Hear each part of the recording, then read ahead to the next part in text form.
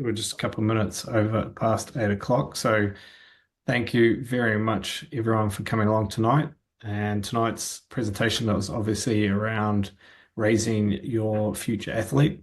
And thank you very much for Ryan for coming along. This presentation's been powered by the UltraDad community. Just a quick agenda. So I'll just do a quick introduction for Ryan, and then he'll go into his talk and take over basically. And then if there's any time at the end, there'll be opportunity to have a Q&A. And then if you don't make tonight, I'll send out the recording. Welcome to everyone. And Ryan, he's been on the podcast for the UltraDad community, and I really enjoyed his chat. I dived quite deep into my own curiosity with him and found it very insightful and very rewarding and very valuable.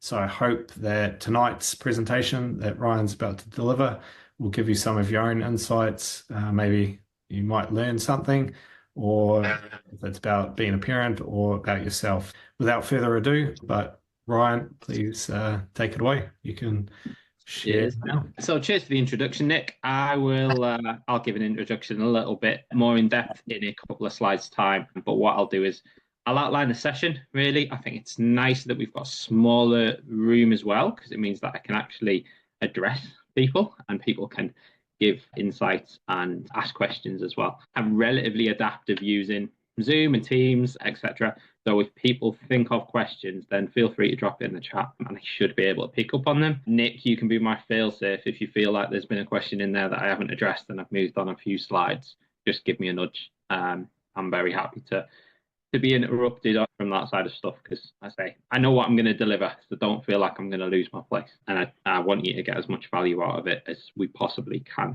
really. So just as I am going through, I guess the first bit for me to start off before I actually tell you a little bit more about me is that purpose.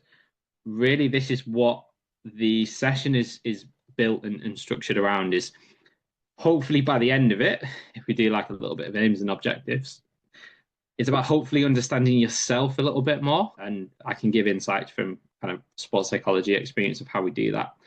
The ultimate benefit then is, because you understand yourself a little bit more, you are then in a better place to support your child to perform. I used to start these sessions whenever I delivered to parents saying that I can't tell you how to parent because I'm not a parent. I'm now a parent. I now have a 2.5-year-old, but I'm still not going to tell you how to parent. I'm going to tell you how to look after the mini athlete that lives in your house, because that is what I've got pieces of paper that say I can do. Don't feel like this is me going to revolutionize the way that you parent at all. You know your child better than anyone. This is about me using some of the insights from applied practice, some of my experiences in sport, to maybe just give you one or two things to reflect on, maybe a different technique, a different way of approaching something, a different perspective on what you could do. It's then your freedom of choice to decide what you would like to do. So don't feel like this is me turning around and going, this is everything that you're doing wrong, because it's not. This is just some information which you can choose what sounds like something that you want to do, really. So Nick obviously did a nice introduction for me, but just to put a little bit more meat on the bones, my official title is a sport and exercise psychologist. The organization that I sit in at the moment, my title is a performance psychologist, but really we all do the same thing. And I'll come on to what that actually is in a sec. Background-wise, I've got kind of 7 years working in professional sport. That has ranged from where I sit now, working with match officials. I've worked in kind of football academies with youth and professional players.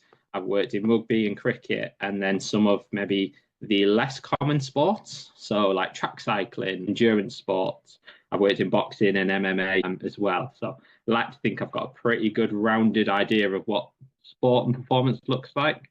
And in the vast majority of them environments, I've also had the pleasure of delivering to coaches on how we can best deliver information, deliver messages to the athletes. And I've also helped support and worked alongside parents to do exactly what I'm going to be speaking on this evening, of how can you best support the mini athlete that lives in your house, like I've mentioned. Some of those athletes have been people that have just been performing at recreational levels, just doing sport for fun, keeping fit, keeping active. And it's spanned all the way through to people in international levels, setting world records in international and European competitions. So yeah, a whole breadth of experiences packed into what feels like it's been a really quick and long 7 years. And I've still got an excitement of doing things like this because it still feels new. And I like just being able to share the information that I can do. So yeah, any feedback that you have at the end of things that you've liked or haven't liked, again, give it to me because I'm constantly evolving and trying to get better at doing this as well. So I'm going to speak about psychology. That's kind of my field of expertise. But ultimately, when I speak about peak performance, this is what I'm meaning when I say peak performance in psychology. It's about getting consistent performance, and that's what we're looking for. It's brilliant if you can turn up and do it once. Can you do it pretty much every time you turn up? When setbacks occur, when things don't go our way, which you know what happens quite a lot in sport, arguably what we all love is that you never really know how it's going to turn out. Peak performance is, yeah, performing consistently, but it's also reacting, recovering from setbacks as quickly as possible. We know they're going to happen, but how fast can you bounce back? And then this is the third strand, really, of can we actually enable people to enjoy this turbulent, traumatic, challenging, but exciting? Can we get them to enjoy the experiences in and around sport? That is as important as athletes, irrespective of age and level, as it is for coaches. Can we get them enjoying it? Can we get match officials even enjoying it, even if maybe the crowds aren't with them all the time? And can we get yourselves as parents actually enjoying the fact that your child is engaging in sport and doing something that, for the vast majority, is something that they love and want to continue with? So yeah, hopefully that sheds a little bit of light on kind of where I'm going and what I mean by peak performance. I'm going to make some assumptions. I don't normally make assumptions in psychology. I normally ask questions to try and help you understand. But I'm going to make some assumptions for yourselves as parents. I imagine, being parents, you probably want the best for your child. That is going to be one of the assumptions I'm going to make in this session.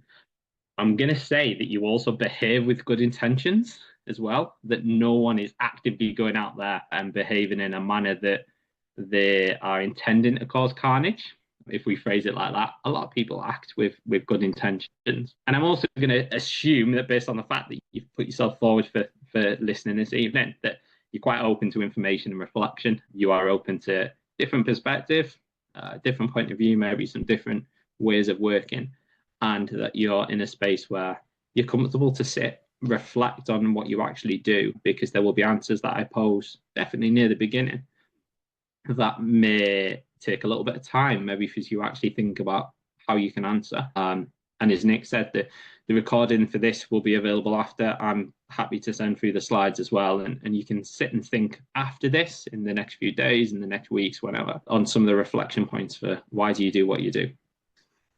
So they're my assumptions for this delivery. We were just mentioning to Brandon, BG, kind of on the intro about wearing different hats. And that's kind of one of the first questions that I usually ask when I'm speaking with sports parents about kind of what hat do you actually wear? We have different roles, different kind of people that we are really in day-to-day life. I would be lying if I said the way that I deliver my job is exactly how I am behind closed doors, and it's exactly the same as when I'm out with my mates. Like, it looks completely different. So therefore I have different personalities, different ways of working, different hats that I wear depending on the environment. It's exactly the same for you as parents. You go through life, you have different work environments, you have different home social environments. And when you're at sports watching your child, you will have a hat that you wear. It might be that protective hat. I haven't just included these images for fun, they are purposeful. It might be that kind of a crash helmet, that really protective, that you want to prevent your child having different experiences. If you can avoid that, it might mean that you step in. Or it might be that warm and fluffy hat. Because again, some parents kind of feel that they need to wear that hat. They need to be kind of a little bit warmer, a little bit softer. And I'm not saying that there's necessarily a better hat. What I'm going to do is just, again, pose different questions for you to consider. So a key one, and just for you to think of as we're going through, is this is all going to be centered around your child. Your children are going to have completely different needs and requirements. You're going to have different ways that you want to support, you want to parent, you want to coach, whatever descriptor you want to put in. But usually when I do parent sessions, I ask people, what does your child actually need from you? And just for you to think on that, really, can you answer that question immediately? Is it something that you've never really considered? And then by extension of that, when was the last time you actually asked? Because what I found doing different sessions in different environments is sometimes parents think, yeah, I know what's best for my child. I know what they want me to be on the sideline. Like they want me kind of shouting encouragement and things like that. They feel like they've got a really good handle on what their child needs. And that may have been correct, but that might already be outdated. Your child might have grown up, they might be at a different level, different standard, they might have different abilities. Their self awareness may have developed, where actually that isn't what they want at all. Sometimes your child isn't going to be the one to start that conversation to ask you, please, can you do something different around my game? They may not be comfortable, or they may not just even think it's an option to ask you, can you behave? Can you interact with me differently? So some of this is about taking ownership as a parent to open the door to questions like that, to ask them, how would you like me to actually be? And that might not be asking at the start of a season or at the start of the year and then just sticking with it. That could be for each performance. It could be for kind of a weekly, could be kind of every few weeks that you just touch base with them. Maybe they even start driving that and know that you're going to ask so they can preempt it. But again, when was the last time you actually asked, how would you like me to be around a game? It's guaranteed you'll all be giving them information of how you'd like them to perform in sport. Are we opening it up the other way so they can feedback on where they would like you? And know from experience that that might be that supportive vocal parent. It might just be purely being present. An answer to that might just be that they actually don't need you to be present or don't want you to be present. So again, opening the door to that question, you have to be semi-comfortable of what you might get through it. It might not be what you would like. But again, it loops back to the importance of this session of going, is it more important what your child wants, or is it what you would like? So as I said, big questions to pose, big things to reflect on now and just over the coming weeks as well. And I've mentioned a few hats there, but when we speak about this parental role in sport, there's kind of maybe 4 areas. There's probably way more than that, but these are the easiest ways I can outline it. There's that confidence builder role. We usually within different organizations, I would ask that parents don't coach unless you're a coach in that environment as well, because a lot of the time they've already got coaches. People are already fulfilling that role, but their coaches can't be parents. And if you're stepping in and putting that coaching hat on, then all of a sudden that child doesn't have a parent in their corner. They've just got more coaches and they don't necessarily need more coaches. So again, think of this role as a parent of being someone that can build confidence, can help them reflect, can provide that protective space. Of course, you're also there for the emotional support. Different organizations, different environments, coaches, psychologists, we can only go so far. And we also know that we're temporary in a child or kind of you as parents' lives. We're not going to be there for as long as you're going to be there for your child. So you're the one that we actually want them to be able to turn to. And for emotional support, you're going to be the one that if the world doesn't feel fair, they may turn to you first. Because again, they feel comfortable, confident, and secure. So again, can you provide that role for them? Because they need someone to be there for that. They need you to kind of reinforce praise and ensure that they're enjoying the experiences that they're having as well. So can you be their biggest advocate to praise when it's suitable, when it's necessary? There's that grey line of not just praising everything, because what they can do changes, and therefore we don't want to overpraise on things that are really simple, because then it loses its emphasis. But when they've maybe done something new, something challenging, they've been able to be and demonstrate resilience. Again, can you reinforce those positive behaviours and can you check and challenge that they're actually enjoying what they do? You don't want to be an extra source of pressure, for example. And in different environments I've been in, we ask athletes about pressure from themselves, pressure from coaches, and the pressure that they feel from home as well. So that's always an interesting one of having them being able to speak on how much pressure they feel like they're getting from parents and doing sessions like this to support and advise of how we can navigate that so we're not kind of put you even more on top of a child performing in sport. And then the other role, if I could make a request really from anyone supporting young people, is promoting self-reflection. I'll come onto this in more depth as we go through, but ultimately it's creating that space where people feel comfortable to be vulnerable, to assess what's going well, what's going right, how we enable future development. A lot of the time, irrespective of level, even at elite international levels, it's taken on the matter of fact element of going, well, this all went really well, but these are the areas that I can tweak, and how do I do that? Creating action plans around that. So again, if you can promote self-reflection in your child, not only helps them from a sporting perspective, but also we could give them life skills. Yes, it helps in sport, but it actually helps them be a better human being and have more resilience just in day-to-day life as well. They have a better self-awareness. So yeah, that would be what doesn't limit the parent role, but they're kind of, I guess, 4 key foundations that might sit under that sport parent role that I feel like coaches, organizations, psychologists, we can help with some of that, but you become a real central figure as a parent in delivering on those elements too.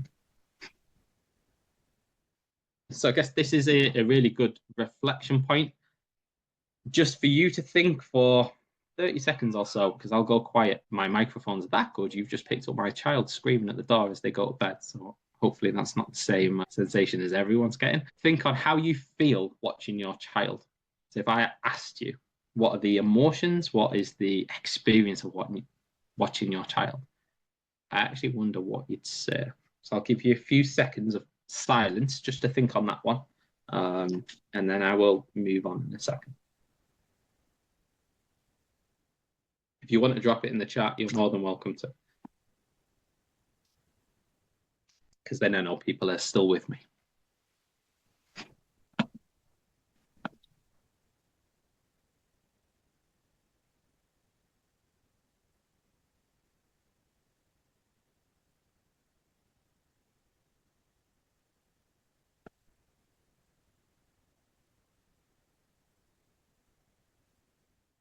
Okay, yeah, so feel good just watching them run around.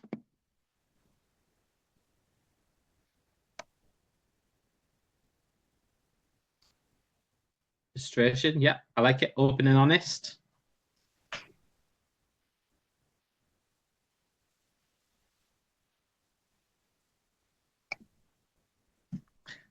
And pride. So we've got a bit of a battle of emotions going on, of that positive kind of feeling ones, negative feeling ones, frustration and joy as well. And then just by extension of the emotions, have you thought about the impact that actually has on you? What impact does watching your child have? So we've got that experience of feeling frustration, pride, joy, feeling good. I wonder how that actually changes what you do, how you behave while watching your child. Might not be something you've actually really thought about.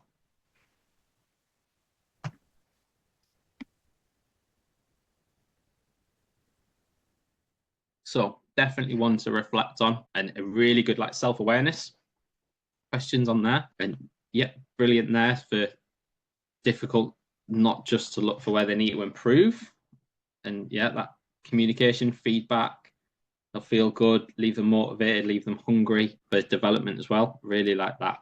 So again, this is a key part of it, how we can navigate this parent experience for watching your child in sport. Is the first bit with anything. If I'm working with athletes, it's about noticing. We need you to notice how you feel, because if you don't know how you feel, then how can we possibly change anything that you do if you don't know where we're at?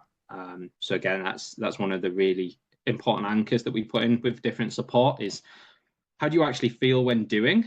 And that is as relevant for yourselves as parents as it is for the athletes, for the children that are out there. And then that other understanding, which is why I've posed the question, is then going, right, how does different emotions affect what I do? Because we know that feeling good, feeling frustrated, feeling aggressive, feeling nervous, it's going to have a direct impact on the behaviors that you do. And sport is all about skill execution, which ultimately is behaviors. And so we need to know how you feel, how it impacts you, and then what behaviors is that actually kind of producing.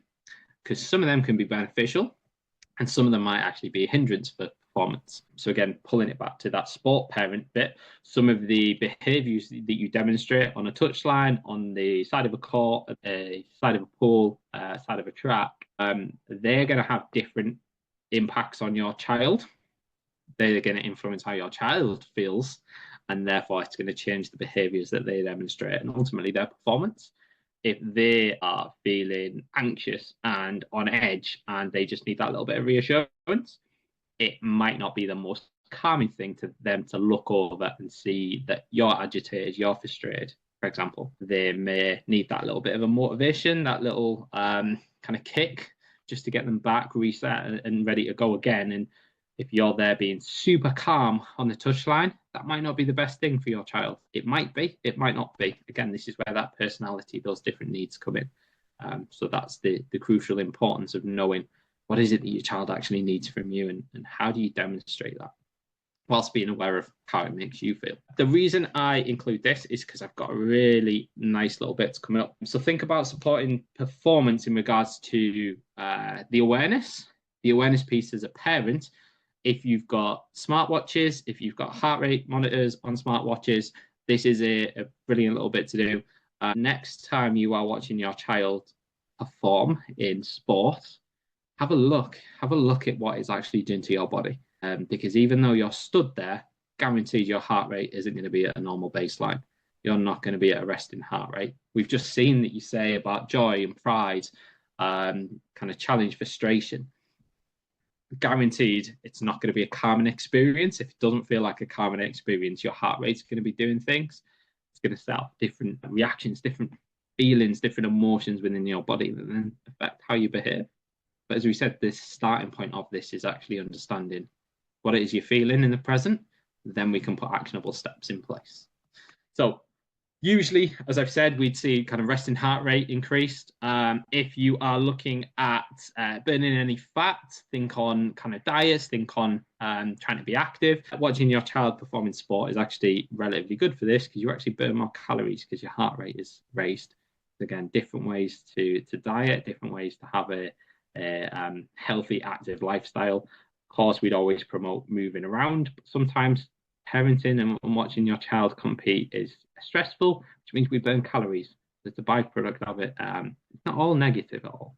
And something that's just really useful to step back into the literature on is a study from a few years ago now, where what they did was they looked at kind of how parental responses to their child competing actually affected a pair of parents. So this was in a taekwondo competition.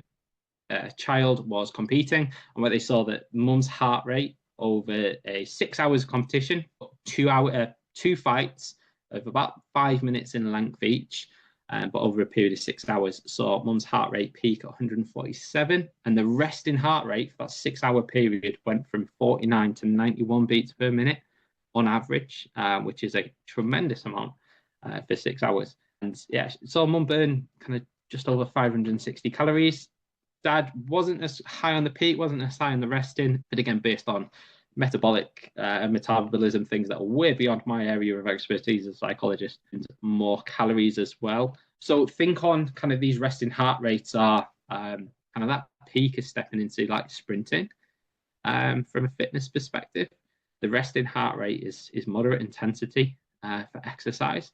And remember, this is just mum and dad watching. They're not physically moving around. They are just watching their child perform, and it's having this kind of effect on their body. And exactly the same for dad. Is coming into kind of jogging, that aerobic activity is where we're getting that peak. Yet they're sitting there. So we have to be really aware of the changes in our body that come around from just watching our child perform.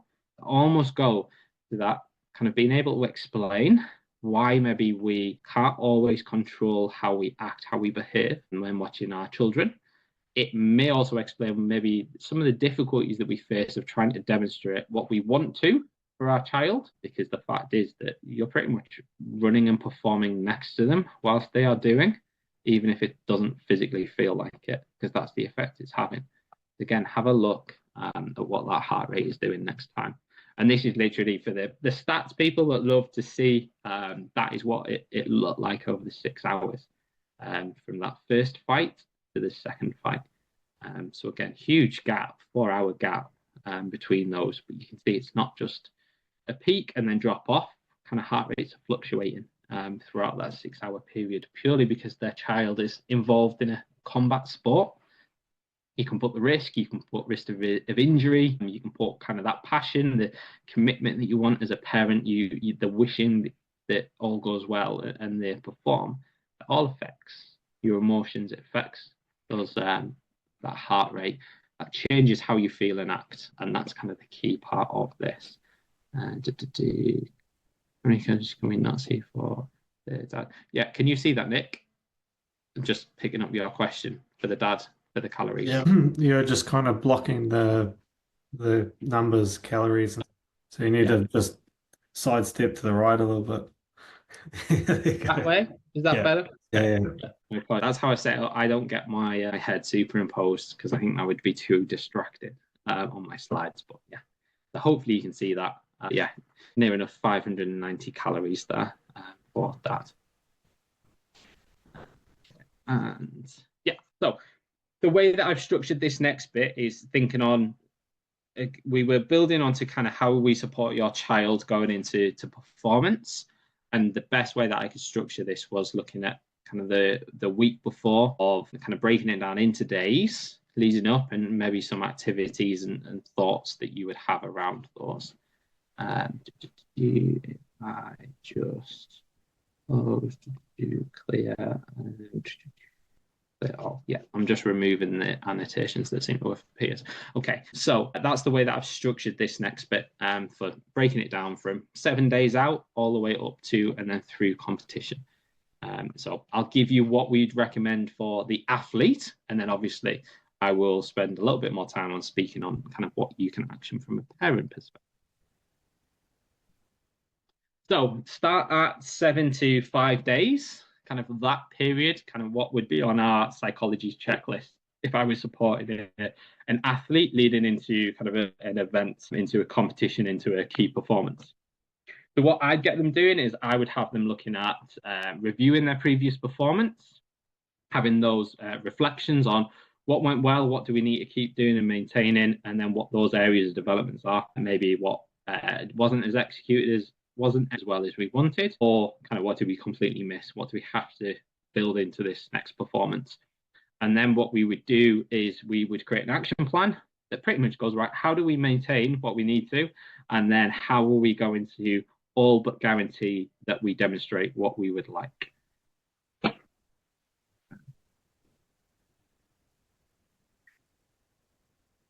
Yeah, cool.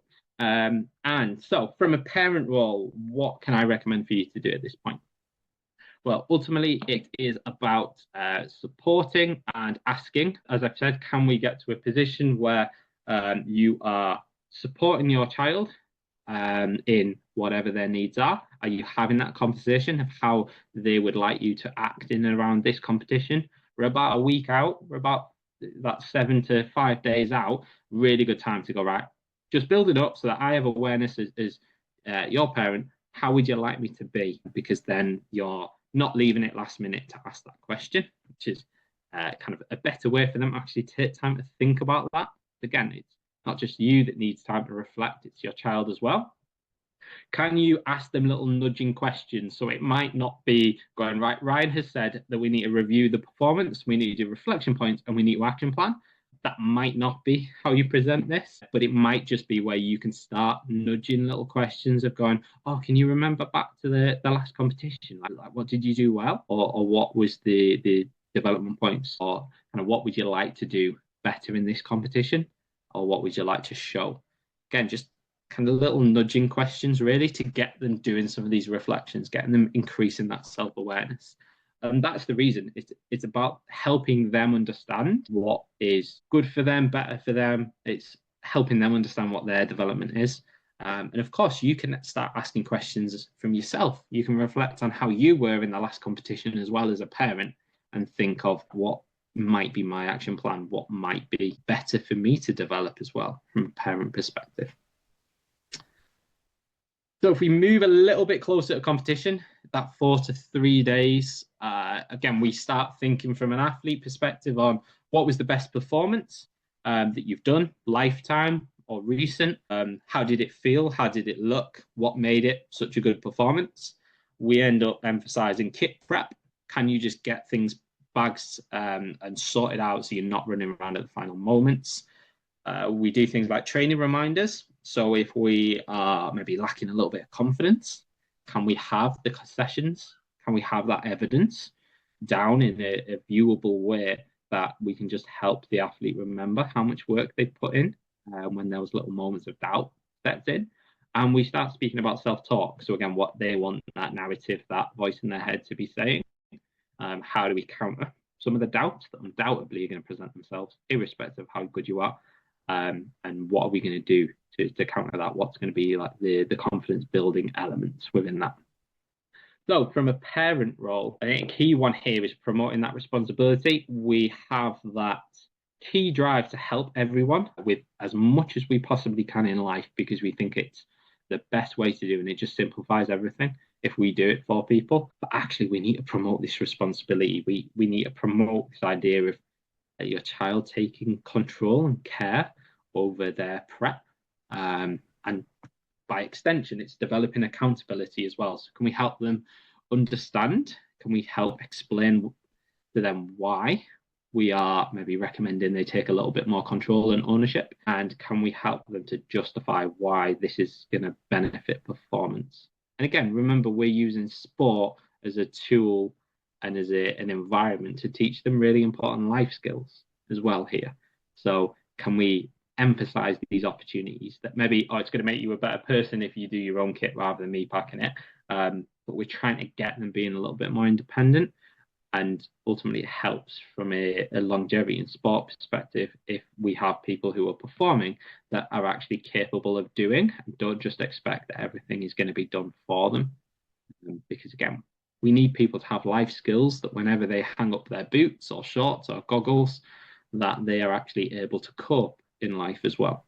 So they have to know some of these things. I've mentioned about training reminders, but there's no reason why you can't also have this like confidence reminder as well from a parent perspective, just reminding them that they're valued, that they're usually good at what they do. If they are in sport, they are there on merit.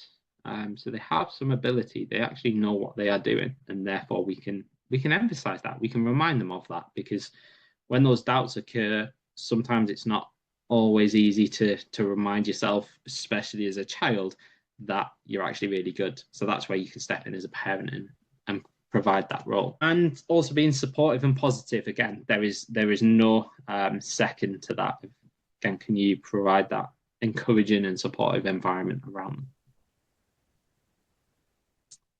Getting really close to performance then, 2 days out, we end up speaking on pre-performance routines, so having that structure leading into competition of what do you need to do and when. We start speaking about relaxation and switching off. So even though the competition's getting closer, how can we get them distracted and not thinking about competition so that we don't burn them out? And then as we get ever closer, we start thinking of, right, what's that performance mindset that we need you to be in? We know physically that you're in peak shape, peak performance. Mentally, what does that look like? And we start kind of angling what we do towards them feeling and thinking in the way that we need them to deliver the best performance possible. So again, parent side, I've named this parent game plan. So think on if your child, if the athlete is kind of going into game mode, they will undoubtedly have some tactics, some game plan for their performance. Do you have one as a parent? Again, I imagine you might not have thought really in depth about that. It's more about just going and watching. But again, how do you want to be? If your child has asked you to act in a way that maybe doesn't come natural to you, we're going to have a game plan. We're going to have an idea of how we're going to deliver on what they've asked. We would like them to link into ownership. We'd like them to control and drive some of this. So rather than saying, right, you can't think about sport at all, Ryan's mentioned about switching off 2 days out or less than 2 days out. So we're not going to do that. Again, some of this is being flexible to allow them to lead what they would like. And if they want to completely switch off and relax, then brilliant. And if they don't, well, again, it's individual needs. It's what individuals kind of feel is best for them. So we have to have a little bit of flex on that.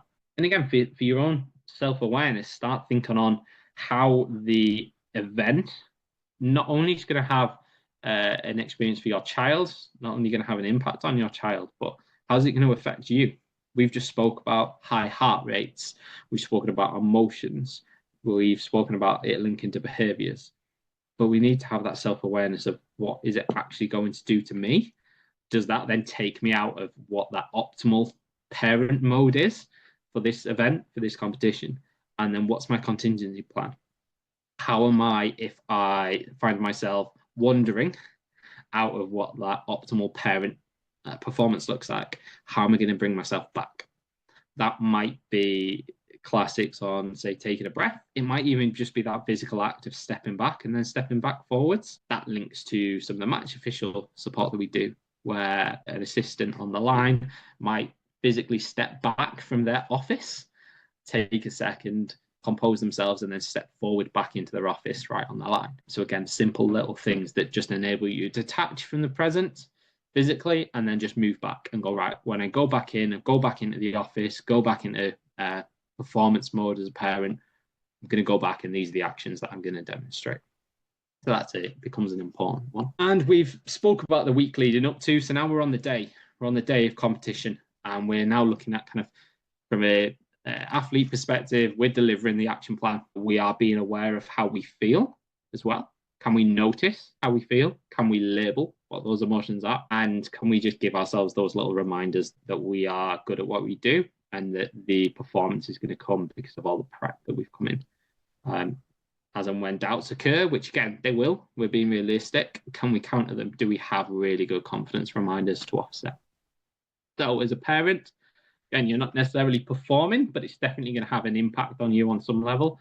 So do we have that self-awareness to notice what is happening to us, notice those emotions, notice that increased heart rate, have that self-awareness of understanding what that might lead us to from a behaviors perspective. I mentioned emotional labeling as I was speaking about acknowledging feelings. Ultimately, emotional labeling is that we are fantastic at feeling lots of things, but just as humans, as people, and usually as males, we're not fantastic at being able to label or describe how we feel. So a lot of the time when working with athletes, I speak to them about actually labeling what it is that you're feeling.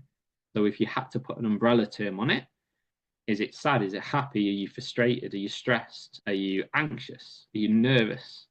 Again, what if I said you could choose two labels? What would you choose for right now? If you are really struggling, or you find yourself just using, say, the common ones that I've just listed off there, something really useful is that you can go online and Google emotions wheel. And what you'll find is there'll be concentric circles. They'll start with maybe the big 8 emotions, some happy, some positive, some negative, kind of happy, frustrated, etc. And then what they will have is they'll have a larger circle where it will be even more specific emotions. So rather than just being happy, they might have 3 or 4 variations of different emotions that technically sit under happy, and there might even be a further third circle with further emotions getting really, really specific. So rather than just feeling sad, it might be insecure, for example, because sad can mean a lot of different things. Insecure is a lot more specific. So again, something we do with athletes to go, don't just give us the big 5 or 8 emotions. Let's get really specific in how you're feeling. And if you have a better understanding of how you're feeling, then we can take better actionable steps to do things from a performance perspective. But it also helps our well-being as well as being able to describe how we're feeling, because then we know what to do to maybe pull us out of that feeling as well. So that's a really useful one. If we've got that game plan as a parent, we want to have those reminders. And what are going to be your game plan reminders? When are you going to remind yourself as well? So the same as an athlete, if you're walking out, you're crossing the white line, you're jumping into the pool, you're going up the court, they will have those 2 or 3 key bullet points for what performance looks like. What are those for you as a parent? What are your game plan reminders? What do you have to remember to be or to demonstrate today in the performance, either for yourself or by extension for your child? And as we've mentioned, kind of what tools are you going to use? So I've probably mentioned a handful of tools as we've gone through, from stepping back to acknowledging feelings, emotional labeling, the game plans. Again, it's thinking on for yourself. What's going to be best for you as a person and as a personality? What's going to resonate best with you? Is it that you need that quieter moment? Is it that actually being social, speaking to others, is a really good coping mechanism in and around performance that just helps manage those emotions or keeps emotions in neutral throughout the performance, rather than, say, being isolated, standing and watching your child perform, and therefore you've got time and space to kind of remunerate on loads of different thoughts and feelings, and that doesn't help. So again, it doesn't necessarily have to just be things in your own head. Sometimes the social elements can be really important. And then, as I said, kind of that's the week building up. We've got the performance, we've delivered, but it doesn't just stop there. We now need to think on what happens next. So after the performance, from an athlete perspective, we go along the lines of debriefing. We think on, again, those reflection points. How would we summarize performance? And as we said, this is an ever engaging cycle. This comes around after this slide. You theoretically could jump back to kind of the 7 to 5 days out. We're starting to build for the next performance. There's usually something else on the horizon coming up, as an event, as a competition, as a fixture. So again, what are we going to take from this performance, from this experience? What are we going to add as confidence builders that we need to remember how good it was? And what are we going to highlight as areas of development and action plan for the next one? So from a parent role, again, can you allow them to lead? That becomes really important at this stage. I usually speak on, say, car conversations. When after a performance, they will obviously have their own reflections. They might hear off people in their team, people around them. They might hear off peers. They might hear off coaches about how it's gone. And then they get in the car. That might actually be the first moment of being quiet that they've had since the performance. So can you facilitate that by allowing them to lead, allowing them to control what that conversation is, to allow them to have the freedom that if they want to discuss the performance, then of course they can do so. But if it's clear that they don't want to discuss the performance, again, can you navigate that as a parent to move the conversation on? Even if you want to chat about it, again, can you allow them to lead? And if they don't want to, can we deliver on that? Are we able to hold our tongue a little bit as a parent to allow them to decide what we speak about? I've mentioned the car conversation there of thinking, I'll just nudge it back, of thinking if they do get in and they want to speak about the performance, can you allow them to speak first? Because that becomes really important from a self-awareness perspective. The flip side is that they get in and undoubtedly they will ask, so what do you think? What did you think watching me? Because they want your approval and they want to hear what you thought of them, because that's really important for them.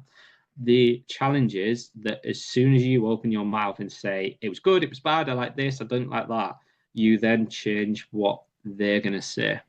You then influence their reflections, because they're going to be biased, because they want to align what you thought to what they thought. They don't necessarily always want to disagree. So the best bounce back when they ask, oh, what did you think? Again, bounce it back, say, well, I'll tell you, but I'd like to hear what your thoughts were first, because then we get the unfiltered, we get the unbiased perspective on their self-awareness. And sometimes there might be gaps, there might be blind spots that they feel like it's been a terrible performance because of numerous reasons. And because you've asked the question, you can then understand that maybe they're being a little bit harsh on themselves, and you can navigate that as a parent to emphasize maybe the bits that they did well, or gives you an opportunity to go, you know what, yeah, your self-reflection was actually really accurate. And again, that's what we're trying to do. We're trying to develop people that have self-awareness in sport, but again, can be good people and can thrive in the real world too. And then finally, there's that element of that shared debrief. So think kind of debrief, maybe it's a little bit formal. So let's call it a chat after performance. Do you do it together? Does your child want that? Have you asked whether they would like you involved or not? Is it something that they're able to sit with their thoughts and write some reflections down? You can do the same, and then you can have a conversation together. You can help them action plan from that. And I speak to athletes on hot debriefs as well. So as soon as you've delivered the performance, can you capture how you think it went? Again, kind of working with the people that I do at the moment, we do that in and around games where they'll walk off, they'll go in the change room. Some of them will capture quickly just on a piece of paper the emotions that they feel. So labeling the emotions, and then we will get them to like tell me two good bits, tell me two areas of development that come to mind. They capture it, they then get changed, etc. Go home. They probably don't look at the games in depth for kind of 24 hours, 48 hours, just to park and have some family time, have some rest and recovery before they come back to it with a clear head, with some of their emotions removed. It's not always best looking at performance when all the emotions are still bouncing around. And then they can come back to what they wrote down in this hot debrief and go, isn't it strange that I walked off in 5 minutes after the game, after the performance? I thought it was really bad. I wrote agitated, angry, frustrated, worried. But now I've had 2 days to kind of sleep on it and let it bounce around in my mind. Now some of the emotions have subsided. Actually, it was a really good performance, and I'm really proud and confident from what we delivered as a team. So again, all of a sudden there's a difference. So we can use that in conversations to go, why is it that you are coming off a performance feeling all these negative emotions when actually the performance has gone really well? Is it that you're not immediately picking up on all the good things and we're only fixating on the bad, for example? Or do we have where actually the emotions you feel coming off the performance align with what we're going to think of the performance a few days later? So again, it helps from a self-awareness perspective, and it helps with resilience as well. So again, can you be part of that? And can you encourage your child to do something similar? I'm going to start wrapping up in a second and welcome some questions. But just something that I wanted to leave you with is I mentioned about reflecting and reviewing as we go through, and sometimes this can be really useful for prior to and post performance. And they speak to athletes on if you could reduce your whole performance down to something that's process focused. So not necessarily goals, results, wins, losses, etc. Think on the actions they can actually do. What would it be that would underline a successful performance? So walking off the pitch, walking off the court, getting out of the pool, how do you know it's gone well? The answer would be because I've demonstrated 1, 2, and 3 really well. So again, think on what that would be. They have to be valuable, obviously, for them as a performer. You can attach these to yourselves as parents as well. What do your performance targets look like from a parent in sport? And they have to be actionable as well. They have to be things you can actually demonstrate. Usually we go off observable behaviors because we have loads of videos. We can see people doing it. I'm not necessarily saying that that is the same, that you're going to be recording yourself. But again, just think of things that you can actually action and demonstrate. And that if someone was watching, they would see you doing. That helps as much for people on the kind of delivering the sports performance as it does for people supporting as parents do. So I guess that's nicely brings me to a planned end. The biggest emphasis that I can give is it's always useful, hopefully, sitting there listening to conversations like this. It becomes a useful hour to sit and listen. It becomes a really valuable hour if you then go off and do something with the information that has been delivered. And so that is about you taking action. If I could reinforce anything I've spoke about, it's being that supporter. It's being that parent when we need you to be a parent rather than a coach. And it's encouraging your child at every possible opportunity. It's about asking questions rather than always giving your opinion. And it's about allowing that space for your child to reflect and encouraging reflections in yourself. As we said earlier, kind of what does your child need? How often do you ask them? And how do you want to be as a parent around sport? And then finally, it's that self-awareness. It's being able to describe how you are feeling and having that awareness of how it then might impact your behaviors, and if those behaviors are actually what you'd like to demonstrate. Okay, so that brings me to a nice thank you. I will invite questions in a second, but I'll leave them up as contact information. So if anyone does want to speak to me directly, feel free to use any of those options. I've already said that I'll send the slides. I'm currently working on it, but I've got an ebook that's going to take the format that I've just delivered here from kind of 7 days out from performance through to competition and beyond. It's going to be currently looking like 74 pages, but that'll be out maybe in the new year. So if you want to stay updated with that, there's newsletter links on my website and stuff. So feel free to utilize that too. And yeah, that's probably all the bits from me. So I'll shut up and let other people ask questions.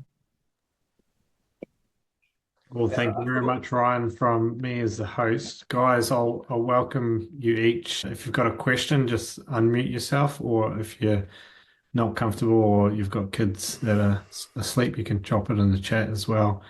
And then Ryan can just tackle them one by one. I've got 3 written down here, so I'll let others go first. I've got one. I'll dive in. My kids are quite young, but starting to get to grips with it all now. And obviously it's quite difficult to set their own goals in some ways, I think, or the goals I think would be beneficial for them to sort of not progress quickly, but actually help enjoy it. How would you suggest sort of like helping define shared goals, or well, not shared, but help them define goals which will help them to move forwards? I think we come at it from an athlete of any age perspective. It would be answering the question like, what do you actually want out of today, or why are you doing what? Why do you want to turn up? Someone really young, it's probably going to be something really simple of, I just want to see my friends, or I just want to enjoy it, or it's not going to be, I want to earn X amount of money this week. It's going to be something social, usually something a lot of the time that we actually want to protect for as long as possible as they age as well. But yeah, even if it's just, I just want to have a good time and let off steam or whatever. Again, that's a target in itself, because it's not that you're writing them down and then going, right, out of 10, how much do you think you did it? But it's something you can revisit after and just go, like you said before the session, that you just wanted to speak to everyone. Like, how was it speaking to everyone? Did you actually enjoy it? What did you enjoy? What would you like to do more of? What was a challenge? You might not be able to shape the whole training session, but you can at least go, what did you find challenging? Is there a different way you could navigate that if it occurred again? We're not going psychologist on them when they're really young. We can ask some of those nudge questions just to help kind of drip feed little bits. Does that sound all right? Yeah, no, it works. I think what it is, my boy sometimes struggles a little bit of focus, right? He's like, he's still a young kid, right? Yeah, exactly. You're right, and just wanting to have fun, enjoy it. But sometimes I wish it's like maybe you're not mess around so much and focus on actually going to play football, going to play rugby. And that's the goal of like him to sort of set himself. But yeah, that does help actually, because I need to understand why he wants to go. Yeah, I spent quite a bit of time in different youth academies with coaches getting frustrated at how players reacted in different situations. And some of the go-to I said was, try and think of them as like a 12-year-old, because they are 12. Think of them as a 12-year-old rather than as a footballer. How would you expect a 12-year-old to react if that situation was going on? If they're in school and we just changed their whole thing, and all of a sudden they've been told they're not good enough and they've been moved groups and they're not with their friends, how would we expect them to react? And a lot of the time they'll go, probably exactly how they're reacting now. And then it's like, so we can't be shocked if we can't view them as mini professional footballers, because they're not, because they're 12. Yeah. So sometimes it's normalizing and remembering that they're 10, they're 12, they're 16. We know that we're going to get some pushback, some friction. Yeah. Okay. Thanks, Ryan. No problem. I've got a question, Ryan, if that's okay. So my daughter, Finn, who's on the call, is her tennis coach, and he's brilliant and does a great job with them. And she also plays a lot of team sport as well. And I actually see quite a different approach and mindset from her in those two different environments. And tennis is probably her first love, but she really loves netball as well. But individual sport, I find, is probably quite isolating, and it's really common to see people having temper tantrums on the court as young tennis players, and she's not done that yet, but she certainly gets quite anxious, I think, at times around just playing what are, at the end of the day, relatively low-level club matches. And it's whether there's something that could bring that team sport ability to bounce on from mistakes into an individual setting, and what you'd recommend around that. Yeah, so kind of I guess the relatively simple recommendation is, if we're trying to encourage, foster that team environment, it's bringing in them peers. Who are the other people that are performing around, rather than it being isolated? Can we create that social environment that, even though you're performing on your own and there's a lot of control you have, as you've mentioned, it becomes anxious as an environment, because all of a sudden, if I win, it's all down to me, which is great. But if I fail, it's all down to me, and I can't hide as much, and there isn't that shared responsibility. So it's really obvious if it's all gone well, I can take kind of all the credit. If it doesn't go well, it means that it's also all my fault. Whereas in the team sport, if we win, I've collaborated. If we've lost, I'm only part of the reason. It protects us a little bit. So yeah, it would be fostering those peers of who else is performing around, just to create that shared ownership. And some of it, we speak on like accountability, of them saying, right, what are you going to go off and demonstrate this next week in training? But them telling each other. And then the next time they meet up, which might be in a week, might be in 2 weeks, they can then say, oh, you said you were going to do this, have you? And that is almost fostering that, what we'd get in a team. We're bringing it into like a little bit of an independence or individual sport perspective. It's little bits like that. And the extension on removing some of the anxious or onus on individual performers is, as I've said, it's simplifying it, of just gone, right, rather than this thinking on like a whole performance outcome level, what behaviors do you need to demonstrate? If you could, as I've said, if you could only pick 2 or 3, what would they be? And really focusing in on them, of going, yes, we're going to care to some extent on things that aren't the 3, but can we just hone in on the 3? Can you almost be excellent at delivering those 3 today? And then we can check, challenge, and tweak for the next performance and go, do we stick with the same 3, or can we evolve the 3, or do we need to change something out? Can we drop that one off because we're going to bring in something else? It just gives the athlete a different way of controlling that. Otherwise, as we've said before, Jimmy, like you end up going, I'm trying to control stuff that I just don't have a chance of doing, because a lot of it's out of my hands. And that just brings that ownership back to just do what you can do, and we hopefully will influence a positive outcome. And that helps some of the anxious nature. Yeah, cool. Yeah, that's great. Thanks very much. Yeah, just kind of what Jimmy's touching on there. So in tennis, you can't blame anyone but yourself. If you lose, you've lost because of yourself. Whenever players come back to me and they've lost a match, they've lost a competition, they never take ownership. It's always, it was windy, the ball didn't bounce, they done this, they done that. That's when I kind of say to them, sort of what you were saying there, it's, well, did you control what you can control? And if the answer is yes, then you got beat, that's fine. If the answer is no, then it's, well, you've got something to work on. Yeah. I know you've not necessarily asked a question now, but I'll build on what you've said. The question I ask when I presented with people that say stuff like that is, I go down the line of, okay, so if everything was everyone else's fault, what you're telling me is you delivered a perfect performance. And a lot of the time, not all the time, but a lot of the time, people are going to go, well, I didn't say it was a perfect performance.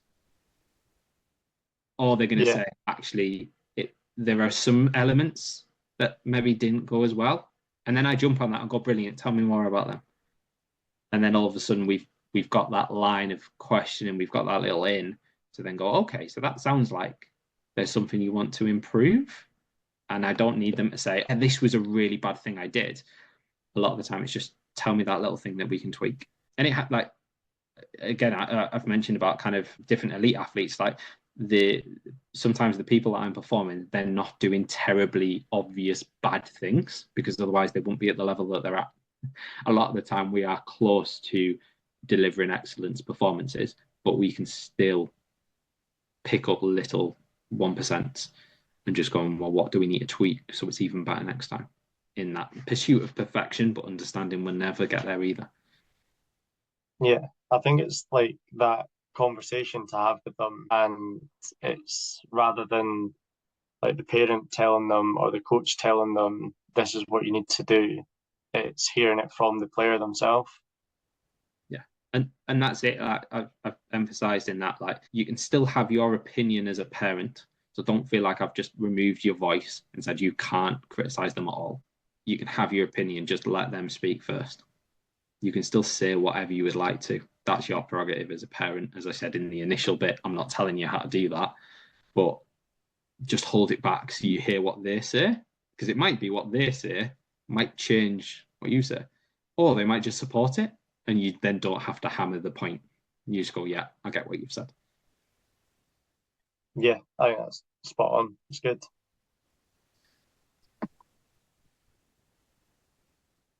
Ryan, I'm going to ask my question. I'm going to dive in here. I've got a couple, so I'm not sure which one to start with, but I'm a coach and I'm a parent. So I'm in that bucket where you said not to be. There's a couple of Not to things. be, I said it's a challenge to be in. Yeah. So the first thing is the emotion. Some kids will be like, they're not necessarily my kid, but I'm coaching them, they're children, right? Some of them have huge emotions and cry at everything. Yeah. Some start getting super, super angry. And then I have seen and observed other kids older, say on the tennis court, that have an absolute meltdown, like smashing their racket, all this sort of thing. My question is, as a coach and then as an observer or say a mentor to that person on the tennis court or a parent to that person, how should I approach that? I think I know you're going to say ask a better question, but as a coach right then and there, what can I do for that kid to help So him? let's try and put a little bit of a psychologist hat on you all, and if I can upskill on that side of things, it's we need to have an awareness. So if I'm speaking with an athlete, I'm asking good questions usually so that they give me answers that help me understand because they're the expert. And even though I know all the psychology information, actually, they're the expert in their lives. They're the only one that knows how it feels. I need to get an understanding of what that feels like and looks like for them so that I can help them. So, in that situation where you've got someone having a meltdown, it goes back to that noticing. I'm not going to stop you having a meltdown. I might ask at an appropriate time, what is it that is making you feel that way? Because a lot of the time, if they're having a meltdown, it's from a coping perspective. I'm not coping, and therefore my reaction is to be really emotional, in aggressive, in kind of complete ignore or be distraught. It comes down to it's a coping strategy. That's why you do it. It's serving no other benefit. It's not helping performance. You could argue it's not necessarily the most rational thing to do from an outside perspective, but for them it makes sense. So I need to understand what has got you to react in that way. Is it an unfairness? Are we going against morals and values because no one's passing to me and therefore I feel distraught that no one's respecting me or something like that? So we'd need to know what it is that's got them feeling that way. The psychologist in me within early sessions, and which is why I'm going to mention it, is try and always avoid the question why, because why asks for like a justification. Why do you feel that way?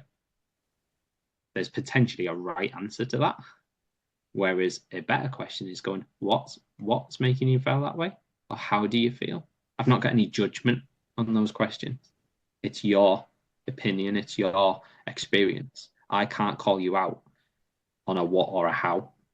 I might be able to call you out on, so why do you think you're doing that? I might know from a psychology perspective why you're doing it. And therefore, if you give me the wrong answer, I'm not going to call you out, but theoretically, there's a right answer to that question. But a what or a how, what's making you feel that way? Or how do you actually feel? Or if you had to label what you feel, what would you choose? or when do you feel like that? I'm trying to understand, I'm trying to empathize. And the underlying element is I'm trying to increase your self-awareness. Yeah. Okay. So just to back that up. So if I know the problem is that they're losing, right? So they're crying because they're losing, or they are getting aggressive because they're losing, say in a tennis match, and I know what the answer is, how then can I either help them overcome it right then and there, or like so it doesn't happen in the next game because it's not actually serving them while sorry about the pun, but it's not actually helping them during the game. Yeah, so I imagine you know because you've asked and you've heard them say it.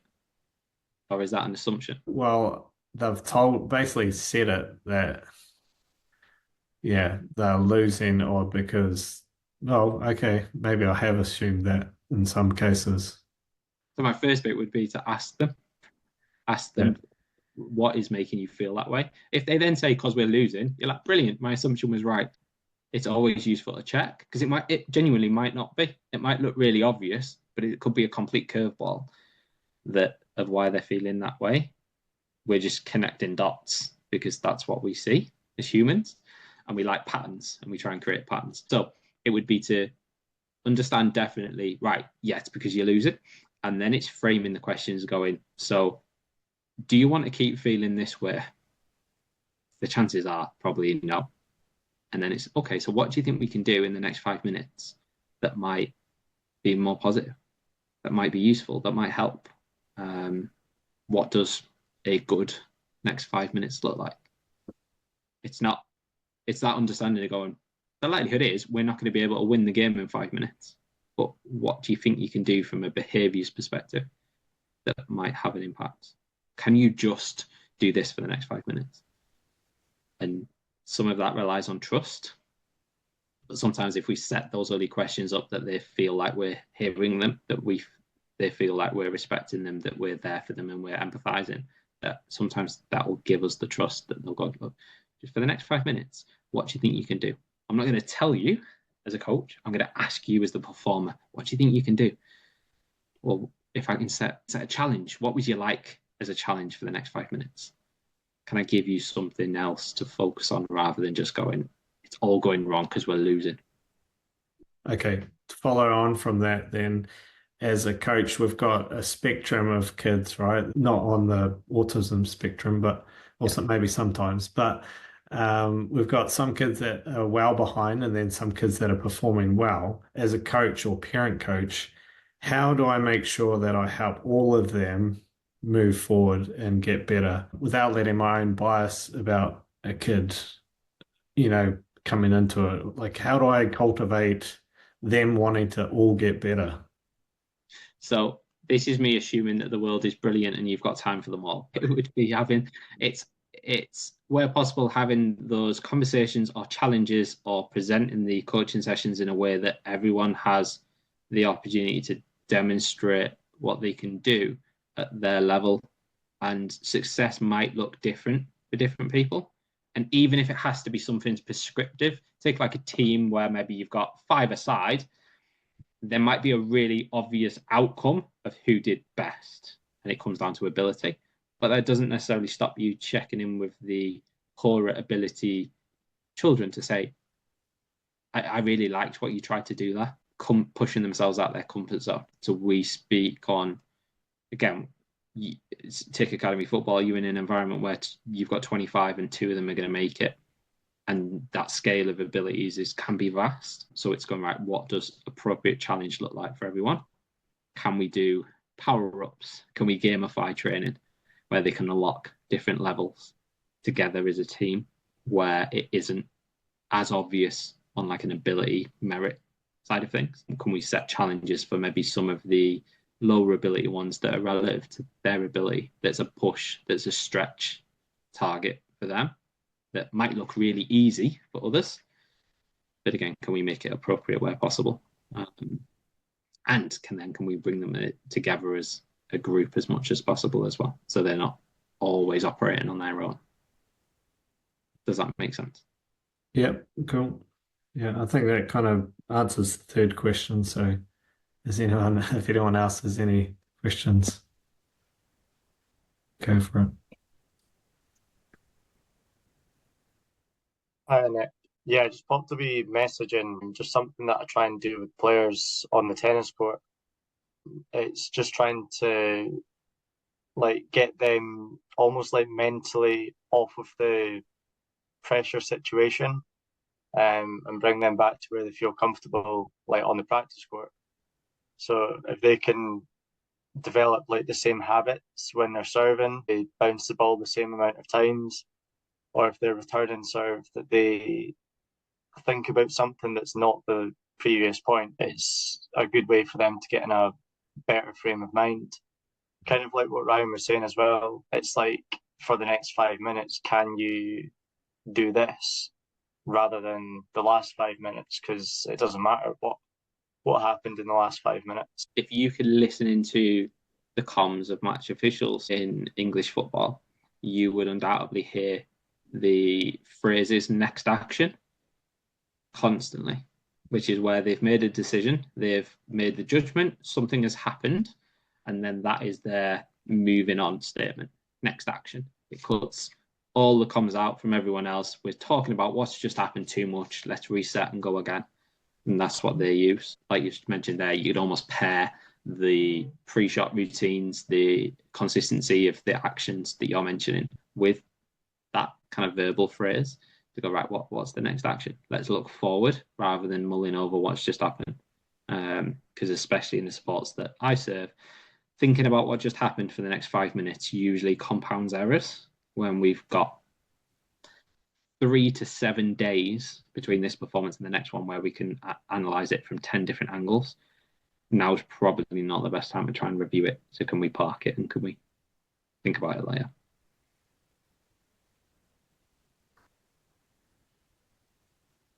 Cool. Any other questions from anyone? Anything at all? I've got a quick one. So going back to like some of the stuff about your post-competition chats and things like this, both with multiple kids that I coach, sometimes when you're initiating feedback, sorry, also thinking specifically from a parenting point of view, that question about how do you think it went is often interpreted by the kid as, let me tell you what went wrong. And so they give you a handful of negatives because they feel that that's what you're asking for. How do you shape that? And I think something that we've sort of briefly chatted about before is there's a stage of life where they're more likely to do that. So I've definitely seen a change in my daughter Emma, where when she was a little bit younger, it was, oh, that was great fun, happy as Larry. Now she's 11 and she's far more aware of things. And so because of that, it will be, oh, well, I served badly, and it'll be the first thing that comes out of the mouth rather than the 5 great forehands that she hit, for example. So how do you shape that from a parenting perspective to try and get maybe a little bit more of a positive spin on it? So this is where we plant our questions a little bit. We think about what we ask. So rather than going, tell me how it went, you phrase it as, tell me what went well. If we're going, tell me what went well, you need to give me something. Even if it's been a totally terrible performance, the bit that you did well was you actually turned up and maybe you stuck it out or you got through it. Or, like you say, you turned up and you tried. It didn't go well, but at least you could have walked off. So it's still a positive. Or I think we might have mentioned it. I might just be imagining it. You go kind of making pairs. So you go, right, if you're going to give me 5 negatives, I'll only allow you to give me the 5 negatives if you've got 5 positives to pair them with, so they go equal. Don't give me an overloaded column if there's nothing in the other one. The challenge then is you have to find 5 positives if you're going to tell me that these 5 things were awful. Because there will be 5 things that you've done well. The whole sporting performance, irrespective of sport, even if it's just turning up, even if it's the equipment went well, my warm-up went well, I felt like I communicated well, I was open to feedback at the end. nutrition was all right. Like you'll be able to find good things. It was sunny, or I was warm, or whatever, and it just helps them understand that it's not all just weighted in this negative side. You can give me the negative stuff. Yeah, that's you wanting to be critical to highlight areas that you want to improve. The negative side proves that your performance wasn't perfect. We need that, but I also need you to balance out with good stuff, because otherwise you just end up hammering yourself and it's not going to make you feel good. And if you don't feel good, you're not going to perform well. And then we're going to get in this cycle. Yeah. And the bounce back is, I imagine you want to perform well. So we need you to navigate away from where you're at to be a little bit more positive. You don't have to be skipping, but we need you to be a little bit more positive, because then we might get a better performance there. I think something that I'm learning as a parent rather than a coach is, from a coaching perspective, not coaching my daughter, it's quite easy to have that hot debrief, and then it's the skill of the coach to make sure that's appropriate for the scenario. But from a parenting perspective, it's playing a much longer game than that. It's really about development over time, rather than, certainly I don't have the ability as a parent to solve things in 5 minutes. Yeah, and, playing that longer game. Yeah, and that's where that hot debrief is literally information capturing. So you're not finding any solutions in that. When I ask athletes to do it, this isn't work out what went wrong and action plan what you're going to do next. It's purely tell me what happened, tell me how you feel, and tell me what happened. That's it. It's just information capturing. And I mentioned the boring way of writing it down. Like, people will voice record it. They'll younger athletes might be more comfortable speaking to camera and recording it as a video, as if they were doing like their own little social media channel. Like, it's however they feel comfortable to tell me what you think of your performance. Don't problem solve it. Don't tell me what you're going to do different next time. Just tell me how it went, kind of thing. Tell me what was good. Tell me what was the area of improvement, and then end. And then a couple of days later, we come back to it and go, well, what do you think now? And then let's watch ourselves back. Let's listen to ourselves of what we thought it was, and now what do we think now? And it's them it's increasing their awareness of going, oh, wow, I was so agitated, but actually it went really well. Like, why did I feel so agitated? And then we can explore that with different questions. Go, well, why was it? Why did you feel agitated? Perfect. Yeah. Thank you very much. Ryan, just to carry on from that, say Jimmy's daughter is the next Wimbledon champion, right? Yeah. And people start picking up on this, and so does Jimmy. And people start telling her she's the best, right? And she's only, I don't know, how old is she, Jimmy? She's 11. Yeah. 11. So say under 12s, right? And then people start say, you're the best, you're going to be the best, you're the best tennis player. How do you, as a parent or a coach, help her understand that if she starts attaching that to her identity, that she's the best, to push through to actually win Wimbledon? Because it's going to get hard and she's going to come up against better competition at different levels. And how do we help her push through to Wimbledon instead of, say, quitting when she's 18? Okay, so numerous different ways we can navigate it, but trying to be relatively short on it, because otherwise it's a whole nother hour session. We utilize, if we're getting the information like that, we consider, is it useful? Does it have a benefit for performance? Is it confidence boosting? Because we could use it in that way, where it helps with a little bit of that self-belief. If that's the praise that we're receiving, it must be based on something. Someone's seen something, so that gives us a little bit of confidence. We also need the grounding element, and without sounding harsh, it might be having a conversation with the athlete. You're going, do you think other people are told that too? And going, ultimately, there's only probably going to be one or two of you that do make it. So let's rationalize it. We're going to have to work really hard, irrespective of people saying nice things about us, to actually make them become a reality. Because a lot of people will be told that they're going to be the next one, but only one person can be. So we have to work hard and rest hard as well. It's not all about 100% training. So yeah, we can use it as confidence boosting. We can use it to rationalize, to ground as well. And we can take that avenue of going, kind of, where's the voice coming from?